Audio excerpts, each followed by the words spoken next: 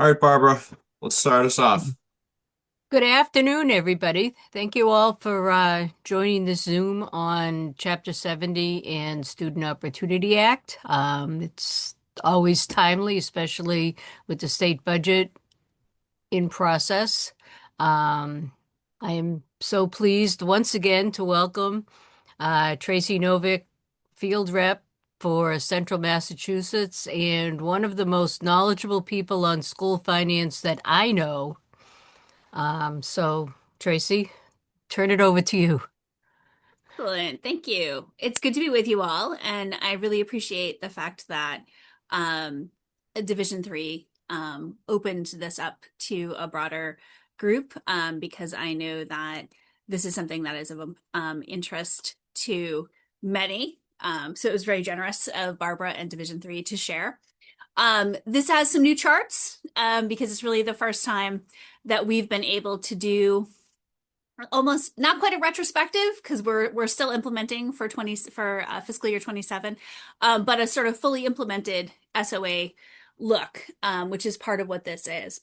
But I did want to just this is not a full 70 minutes on chapter 70, but I did want to make sure that we were grounded in really what it is we're talking about when we talk about state aid and chapter 70. So just as a reminder, the reason that we refer to state aid for public education in Massachusetts as Chapter 78 is because Mass General Law, Chapter 70, Section 1 describes what it is that we're doing when we fund schools through state aid. And it's really two things. The first is that we're defining a foundation budget for every school district. And then we are also defining a standard local funding effort, which is applicable to every city and town in the Commonwealth. So that is what's happening when we set out to outline Chapter 78. So the first half of that is the foundation budget. Again, just as a reminder, that is a per pupil allocation based on your October 1 enrollment of the previous year. That's done by grade level in sort of cohorts, so kindergarten, elementary, middle, high, and so forth. There is a recognition of special education, but as a reminder, that is not actually based on the number of students you have on IEPs. It's a percentage of the total enrollment you have in the district. And there's additional support in there for English language learners and also additional support for low income students. Now, that has been true dating back prior to 2019, prior to revisions. This has been the standard that was outlined. Then part of what happens every single year, that has happened every single year, is that there is an inflation factor which is applied to those numbers. And remember that the inflation factor that we use in the foundation budget tends not to be the one that we see in headlines. It's not a basket of goods and services, but it's based on spending by states and municipalities and school districts and the rate of change of that from last fall to the prior fall. Okay, and that's a rate which is tracked by the United States Department of Commerce. Also, please remember that right now the inflation rate is capped at 4.5%. It will not be higher than that. That will come to be important in something you'll see from Anthony later. So the Student Opportunity Act was passed in 2019. I know there are people on the call who remember this vividly and well because it's a result of work that was done by the Foundation Budget Review Commission, which came out with a report in 2015. MASC did a lot during those ensuing 4 years to make sure that there was the act actually passed, along with MASS, the MTA, MASBO, parents, and community members across the state. The first thing to remember about the Foundation Budget Review Commission and thus the Student Opportunity Act, and I think this is maybe one of the most misunderstood things about it, is that it only looked at the foundation budget. It's right there in the name.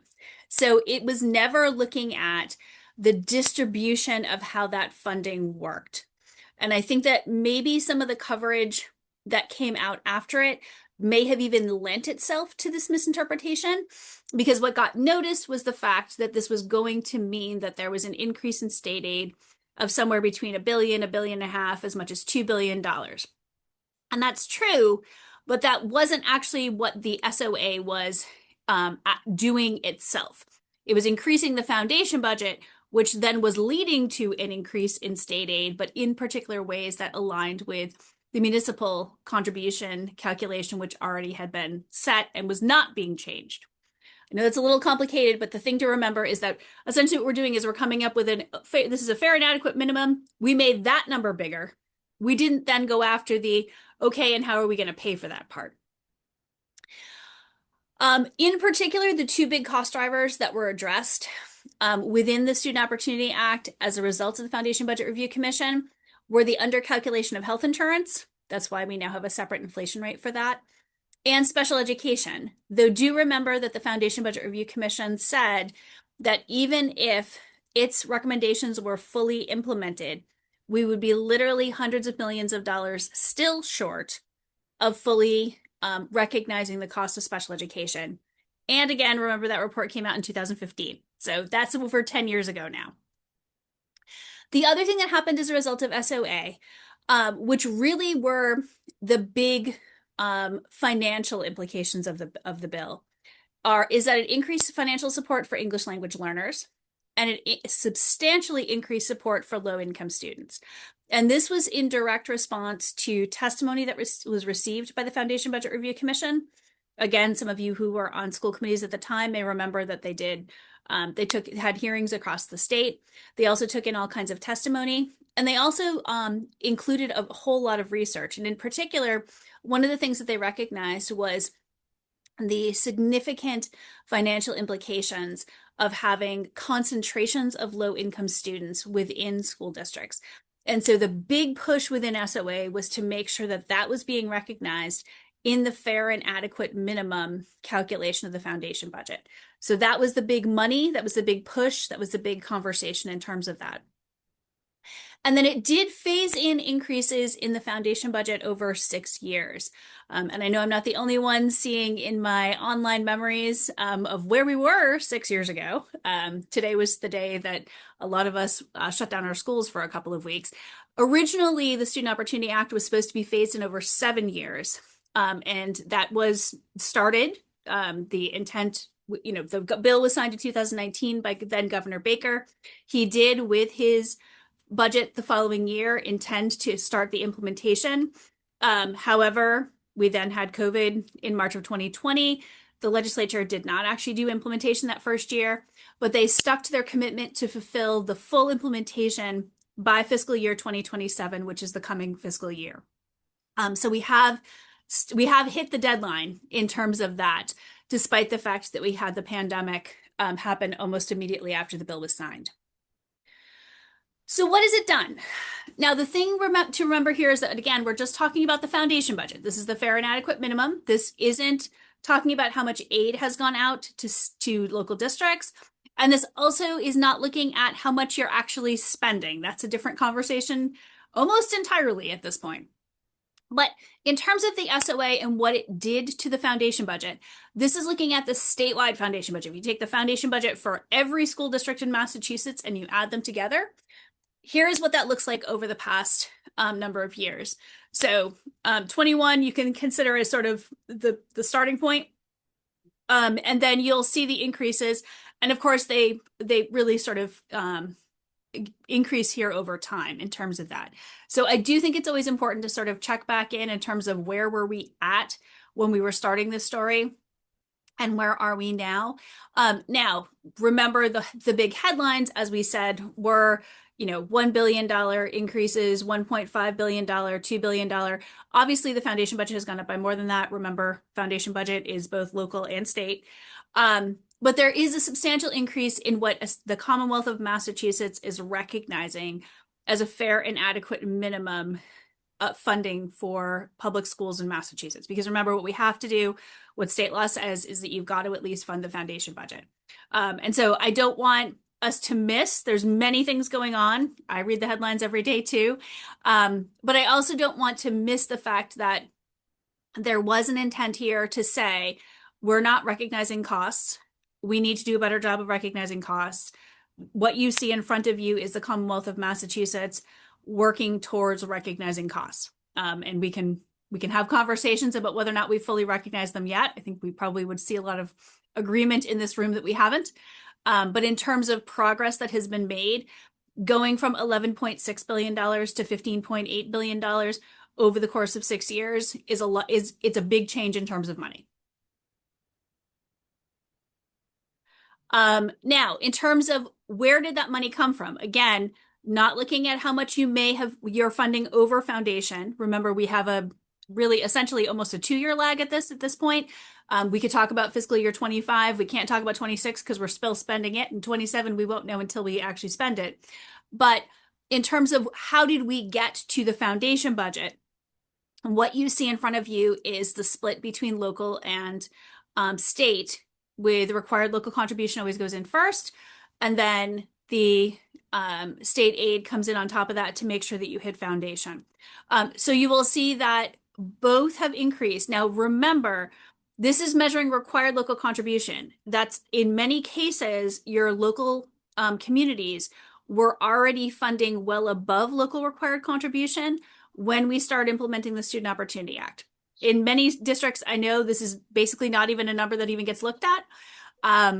However, do recognize that this is sort of the way that the split is. Now, the green bar getting larger as we go up, that's where you're actually seeing that implementation of increases in state aid. Okay? So this is the story that I think gets undertold. Which is that we did all these things in terms of the foundation budget, English learners, we talked about special education. We did talk about inflation, but we only talked about inflation in terms of healthcare. We recognized that healthcare was going up by more than the rate that we were using for inflation over the number of years. The trick is this. As we went through the pandemic, the rate of change in state and local spending went up significantly due to federal funding that came into communities as a result of the pandemic. So that was ARPA funding, it was ESSER funding. And the thing is that funding had to be spent. It was spent. And that meant that we saw real big increases in terms of the spending that was happening by school districts, by towns, by states over the course. But as we noted, the inflation rate was capped. So we have a capped inflation rate get kicked in for fiscal year 23 and for 24. And then once the ESSER spending is spent, once the ARPA spending is spent, the rate of change, the rate of increase in spending is substantially less in fiscal year 25 and fiscal year 26. And so as I've said to a number of you in the past, the way that I always recommend that you recognize whether or not the inflation rate is one that is serving your school district well is to ask yourself, are your school district costs increasing by the inflation rate that you see in front of you? And if it's not, because that's what's supposed to happen here, that's what this is supposed to do. If it's not, then the inflation rate isn't actually carrying the day. Now, just 2 notes on this. For fiscal year 27, the inflation rate is 2.67%. And I did give a note here down at the bottom that does give the inflation rates for health insurance. And the thing about health insurance is that in some cases, you may have been seeing an inflation rate that's a little closer. I mean, this year it's 8.29, or for 27 it's 8.29, to the increases you're seeing. Although I'm also well aware that many of your districts and many of your cities and towns are seeing health insurance increases that are still in the double digits. I think I heard somebody tell me last year that they were seeing one that was 16%. So even with the separate rate for inflation, you may well not be seeing it doing what it needs to in terms of keeping up with your health insurance costs. And at this point, I'm turning it over to Anthony. All right, so we were just talking about that 4.5% cap, and membership definitely noticed it over the years. And at our delegate assembly a few years ago, Everett had put forward a resolution to try to address that particular issue. So realistically, in those years where there's a 4.5% cap, the organization was hoping that in subsequent years that we could have an inflation index catch-up years for Chapter 70 aid, and that the realized inflation in those formulas is used to calculate Chapter 78 in perpetuity.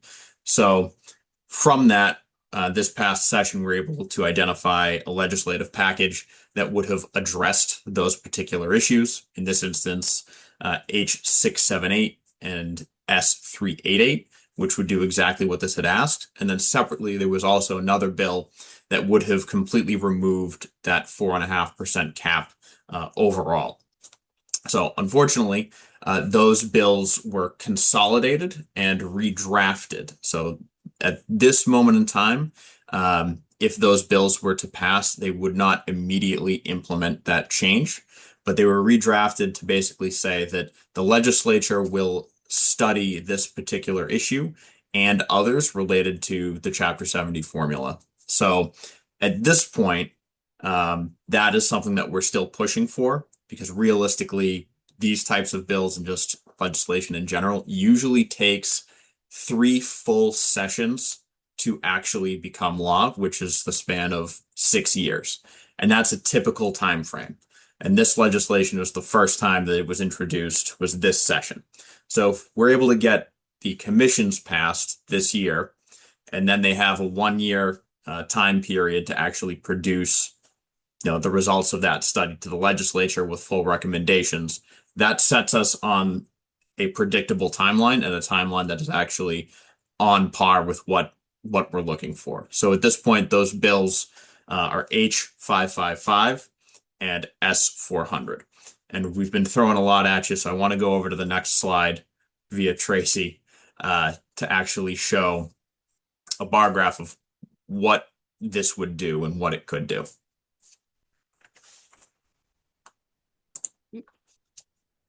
So when we're talking about, okay, the 4.5% cap, I'll give an example that's here on the screen. So as you can see, in FY23 and in FY24, we were up against that 4.5% cap.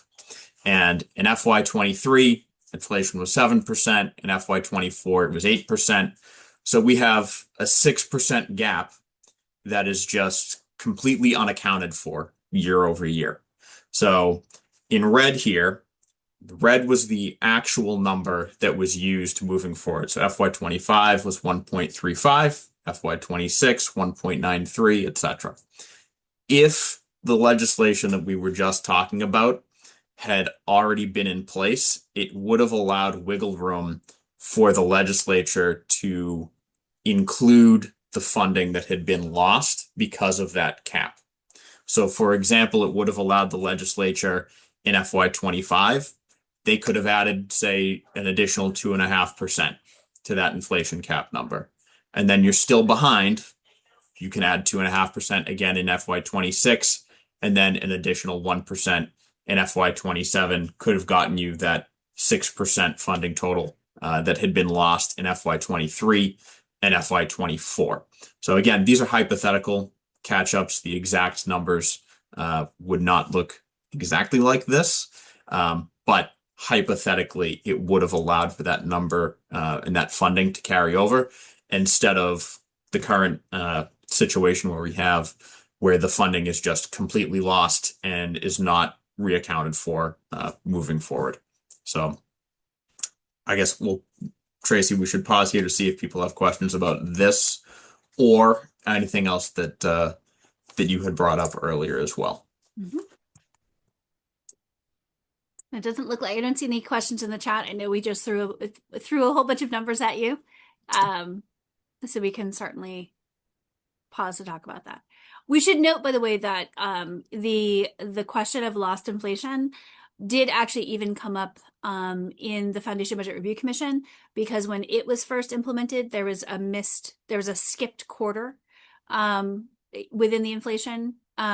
It got relegated to sort of the end notes of the Foundation Budget Review Commission, but the notion of the state at least recognizing missed inflation does exist even in the documentation that we have. Now, that didn't get included in the Student Opportunity Act. It wasn't one of the core recommendations of the commission, but the notion that inflation matters. And of course, as one of the things that Anthony's noting here is that once you lose inflation, then you essentially lose it in every subsequent year because it multiplies on itself, right? And so that's something that we certainly are seeing hit school districts. Now, I just want to give some credit here to, I think this is the next slide, to the Mass Budget and Policy Center, because they actually came out with a report in 2024, which noted that what this was doing to school districts to not have the inflation rate reflecting the inflation that school districts were actually seeing, or the real inflation rate, and that it was blunting the impact of the Student Opportunity Act in school districts across the Commonwealth. And when I hear school districts talk about the fact that they haven't seen real gains from the Student Opportunity Act, that they feel like they've been left out of the Student Opportunity Act, in many, many cases, not all, but in many, many cases, this is actually why. It isn't actually the Student Opportunity Act. It's because the inflation rate was capped and because real inflation was not actually included in SOA. And so I do think that's a good thing to know about your own district, because one of the things I sometimes see in school in advocacy, and this points back really to the answer that Anthony was giving us, but I'm seeing a lot of people sort of advocate for other kinds of answers. And this is not the full answer, will not solve every problem, but it is a very straightforward implication of having capped inflation, that this is actually part of what actually then we're seeing hit school districts across the Commonwealth right now. Oh, and there we go. Do you want to talk about this slide, Anthony? This is your slide. You go ahead, because hold harmless, I know you love to talk about, so I'll defer to you. I don't know that I love to talk about, but I do think it's an important thing to keep in mind. About alongside of the implementation of SOA, something that we have been seeing happen is also some of these increases that we've seen in hold harmless funding. So just to be clear, for those of you who may not be familiar with the term, when we go through the calculation of the fair and adequate minimum per pupil, and then the state plugs it into the standard local contribution calculation, right, which says, okay, this is your foundation budget, you're going to have to contribute this much, the state's going to fill the gap. If after the state fills the gap, that would leave you with less state aid than you'd gotten the year before, the state then says, okay, you get the same amount of state aid you got the year before, plus you'll get an increase per pupil. Now, the increase per pupil comes up every year because what people see, what school districts see, is our state aid went up by X amount, dollar amount. And then very often there are concerns and complaints because that isn't actually covering the real cost of increase. Something we don't see discussed as much that I think does matter, and something that I really want to make sure that we're aware of, is the money that's sort of below that, right? The money that is not your foundation aid, does not bring you to foundation, but you're getting anyway to keep you at the same level that you got the previous year. And what you can see here is that we were seeing that decline over the implementation of the Student Opportunity Act, which you would expect because you're seeing foundation budgets go up. Those foundation budgets are going to be creeping through that hold harmless aid and getting more and more of it included in your foundation aid. And there were a number of districts, particularly in fiscal year 24, that had moved totally out of hold harmless and were getting foundation increases. It's those low inflation rates in fiscal year 24 and 26, 25 and 26, that actually pushed a whole bunch of districts back into hold harmless because the inflation rates were so low that even those Student Opportunity Act increases were not enough to move them out of hold harmless and stay in foundation. They essentially got shoved back in. And so whenever I hear communities talk about the implications of a per pupil increase, I want to ask if they have talked about how much of their funding is hold harmless funding. And then also if they've done any looking at where they were at in fiscal years 23, 24, and how close they may have been to getting out of hold harmless at that point. And then, you can start to, for the numbers whizzes potentially in your school district, you may be able to play do some work with what would have happened and what would happen if we recognize real inflation rates within those fiscal years of 24 and 25 and 26. So this is, I think, the story that we're seeing. I know it's Rural Schools Week. We're seeing lots of advocacy across the western part of the state and even north of me here in central Massachusetts. And this is not the whole answer. I want to be clear. But this is definitely something to know about your own school district. If you are a school district that's receiving a minimum per pupil increase, is what are the implications of actually having inflation fully recognized within your foundation budget? Because it could well be that that is actually also part of what's going on here. Uh, Tracy, just a note on minimum per pupil increases, just so people Yes. know that the governor has proposed in her budget a $75 per pupil increase this year. Last year, that number was 150 per pupil, which was a historic high. Previously in FY25 and years before, the baseline has been closer to $35 per pupil. So the numbers, even in the last 3 years, have sort of been all over the place. And we're interested to see if $75 becomes a new normal, or if the legislature will maybe in FY28 brings it down, brings it further up. But that's just something that we're watching moving forward as well. And something that I will say is I've seen a lot of advocacy around increased hold per pupil, and that's, I mean, it's a straightforward concept to understand, and I know it's a lot easier to explain to a legislator that you might be advocating to than trying to explain what would happen if you actually instead increase the inflation rate. But I would say that the thing, of course, about increasing the inflation rate is that that builds year over year within the foundation budget and gets actual real state aid increases. Whereas the per pupil increase is just going to sort of keep you within that we're getting aid that isn't actually attached to our foundation budget kind of thing, which is going to essentially, which is in many cases putting communities into situations in which all they're going to keep getting are per pupil increases. Not saying you can't advocate for both, but something to keep in mind as sort of what the long-term impacts actually look like fiscally speaking, with with the answer we seem to have kind of almost adopted in terms of the per pupil, rather than the inflation rate. And of course, as Anthony notes, the inflation rate is going to be a longer term advocacy point because such things take time when it comes to the legislature. So at this point, I think we're over to chat and discussion, and what questions people may have.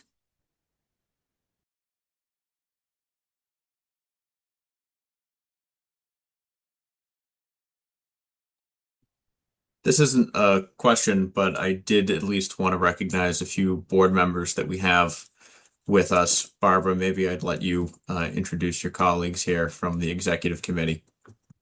Yeah, thank you. I was remiss in doing that beforehand. And I do want to acknowledge, besides Tracy, Division 3 Field Rep Sean Costello is here, and I saw Alicia was here, as well as Executive Director Glenn Kuchar, and some other MASC staff people I saw. Plus, I know Division 3 Secretary Treasurer Robin Zoll is on, and I don't know if I saw Kathy, but Kathy Hubley is the Division 3 Vice Chair.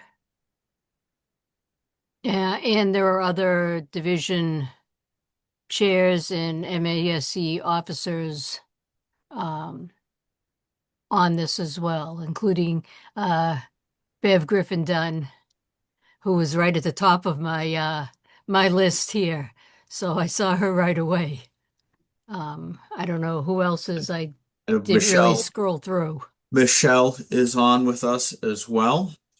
Right, our MASC treasurer, or yeah, MASC treasurer. That's right. And I do see we have a question in the chat from Andy. Can you revisit the 8-something% increase in health insurance mentioned? Was that the statewide average percent for FY26?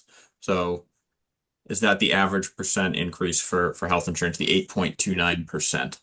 No, so the inflation rate, that's what this slide is, and we're talking here about the footnote, right? So the insurance rate that's in the foundation budget is the bars you see in front of you, with the exception of the section of the foundation budget that is benefits.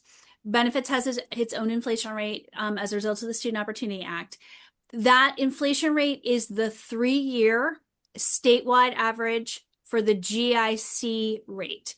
So the GIC, for those of you not familiar, is the statewide effort to provide sort of a collective insurance coverage for cities and towns. You can choose to be part of it or not choose to be part of it as a community.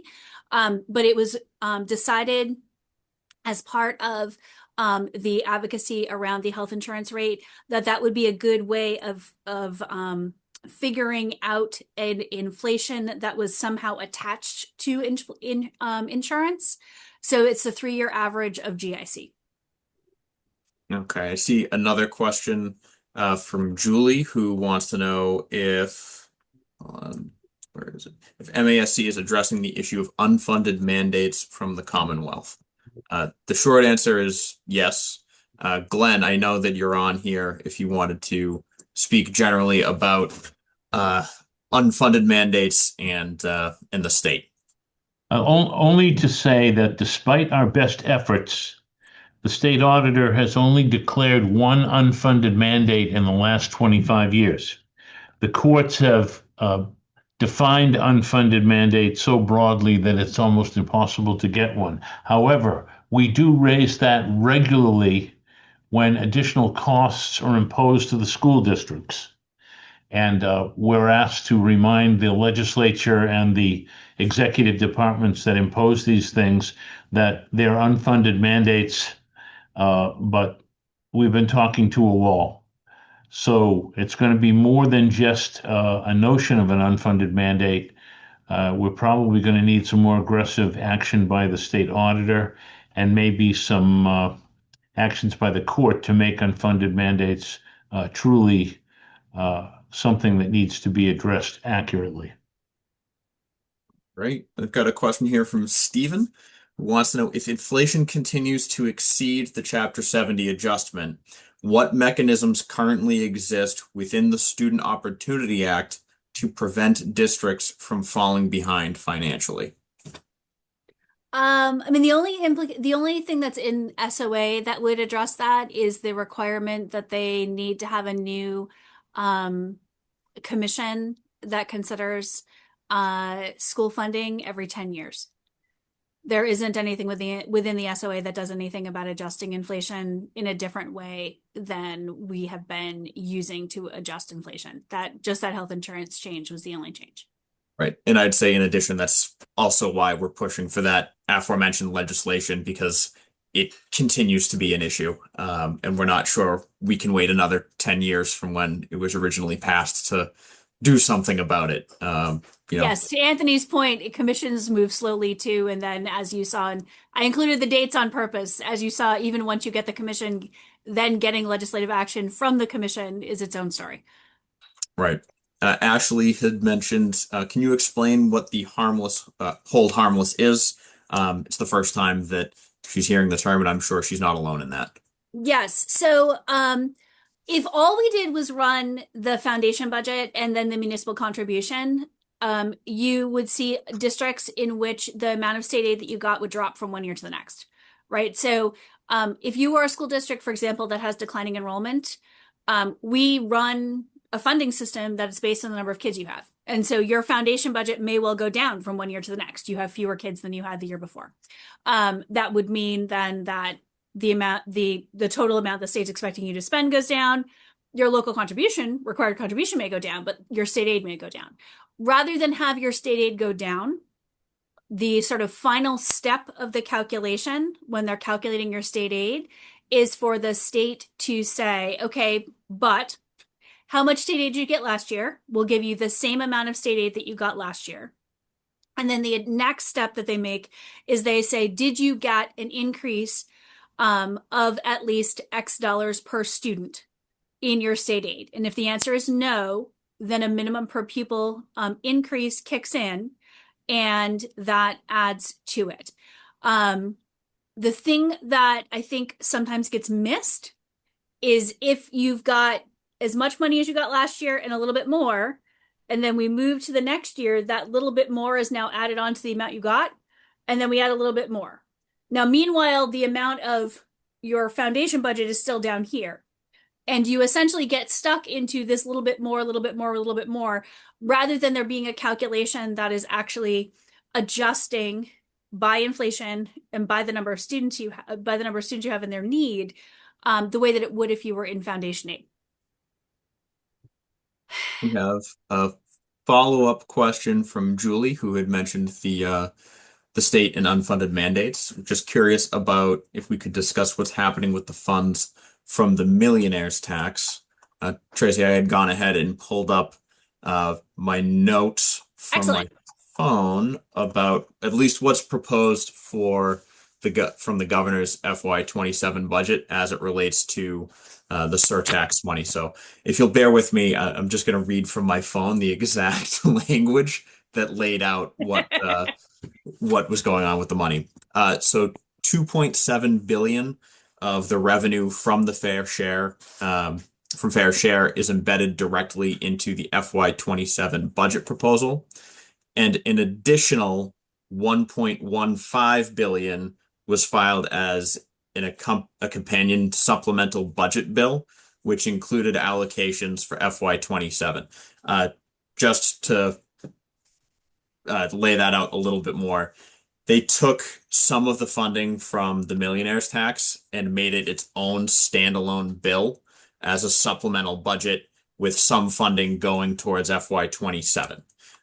They also took money from that projected revenue and baked it directly into the FY27 budget proposal. Now, for the first couple of years, all of the money was in a supplemental bill. And since then, they've started to move it over and bake it directly into the budget proposals. But K-12 spending from the surtax that's embedded directly into the FY27 budget, 550 million, it goes to support the Student Opportunity Act. 198 million is being used for universal free school meals for children. $25 million is going towards a literacy launch program. 11.2 is going to the Reimagining High School program. 6 million is going towards mental health support systems and wraparound services. And then in the supplemental bill, 150 million is going to special education circuit breaker reserve. 25 million is going to high dosage tutoring programming. 10 million to K-12 accelerating achievement, and 5 million for adult basic education. One thing to note is that from last year to this year, there seems to be a growing trend that Beacon Hill is using the funding from the surtax, which had initially been proposed to make investments above and beyond existing investments in education and transportation, and more so leaning on becoming an integral part of the annual budget process. So that does present a certain level of concern for us and other organizations that realistically Beacon Hill adhere to, I'd say, the spirit of the constitutional amendment in the first place. So that's something to monitor. But Julie, to your question, that's what's going on with the funding, at least for now. And I would say that the overall split between percentage where the funding goes for education and transportation, it's leaned more on education in recent years, which is most likely due to the financial commitments they have to make related to the Student Opportunity Act. So we'll see moving forward what that will look like. So another question from Michelle.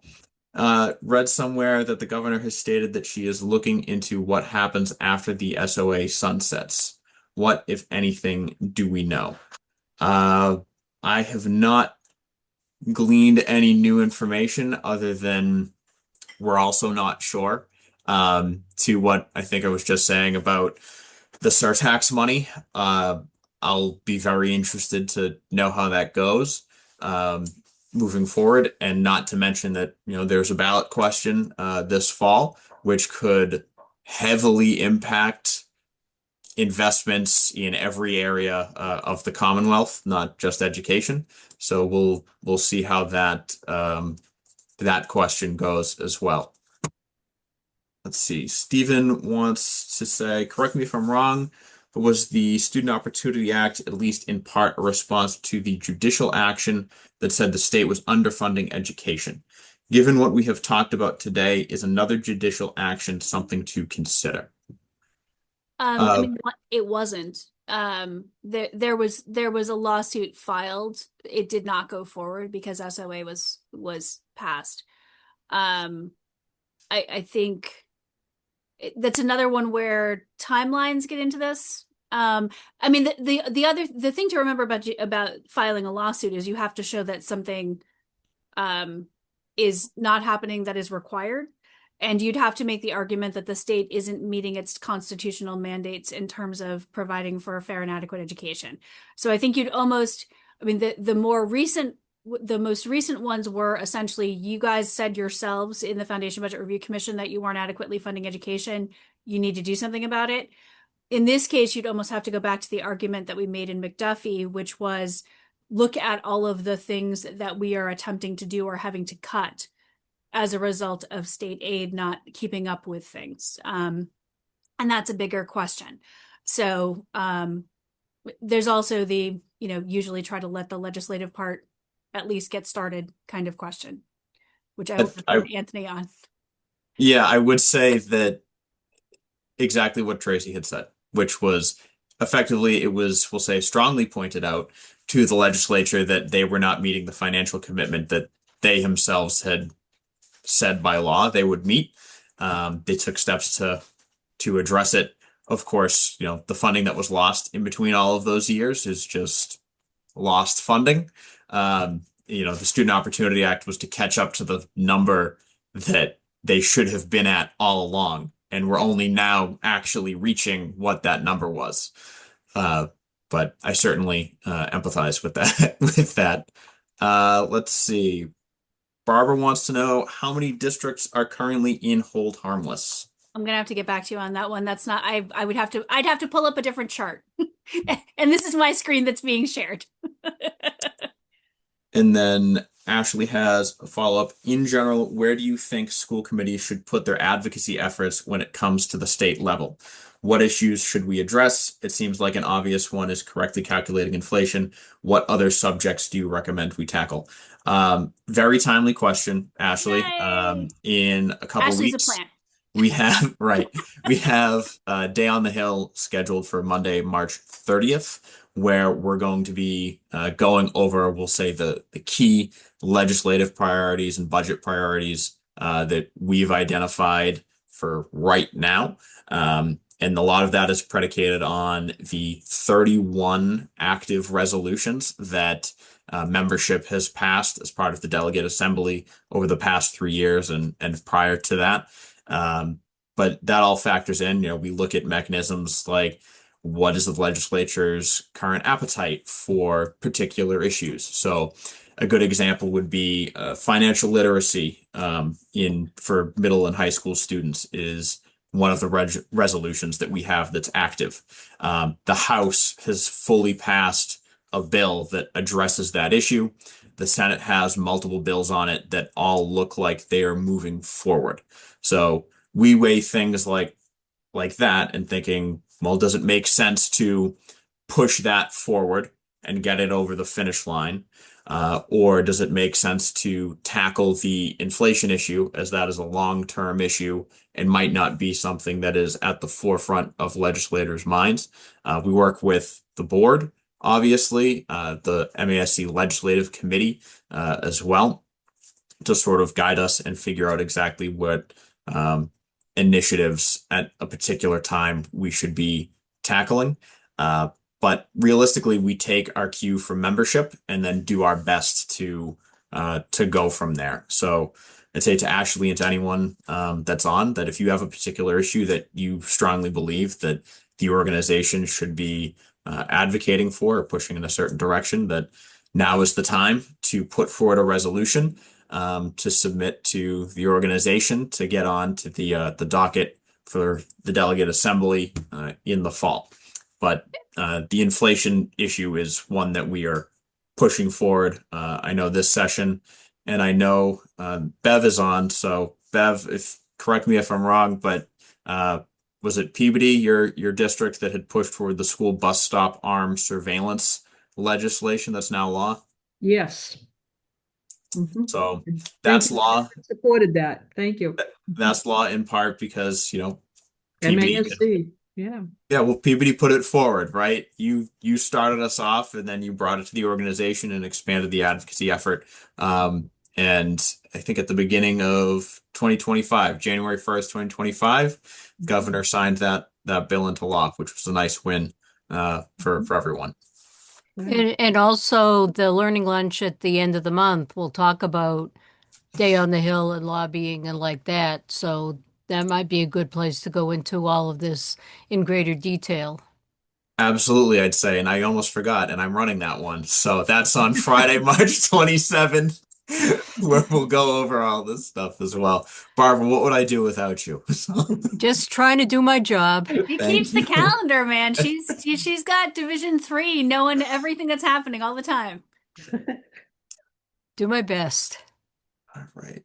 I don't see any other questions in the chat, but I certainly don't want to cut anyone off from But asking while we have a anything. moment, I do want to thank everybody for joining this learning lunch. I think we got a huge amount of information in a very short period of time. So once the recording and the PowerPoint goes out, if you look at it in greater detail and have any more questions, just reach out to Tracy and Anthony or anybody else in MASC, and they will be more than happy to answer them. All right. Thank you all for joining us. Have a good Friday and enjoy the rest of the weekend. You too. Thanks. Thanks, everyone.